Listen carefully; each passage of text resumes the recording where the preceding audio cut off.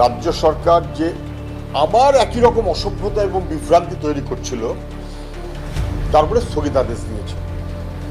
রাজ্য সরকার একটা কার্যত ঘোষণাপত্র দিয়েছে বিধানসভায়, কোনো আলাপ আলোচনাও হয়নি।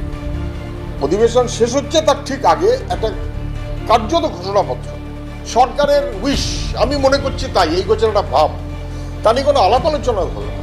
এবং সেটা কোর্টের যে রায়, সেই রায়কে কার্যত অমান্য করা হয়। 2012 সালে সরকার আইন করেছে, সেই আইনটাকে সংশোধন করতে পারতো, তাও করে। ফলে আমার গায়ের জোর, আমার মনে হয়েছে আমি তাই করব। কোর্ট কি বললো না বললো বোঝার দরকার নেই, তাতে ভর্তি বন্ধ হয়ে যাক, তাতে চাকরি বন্ধ হয়ে যাক, যা খুশি হয় হোক, আমার জেদ।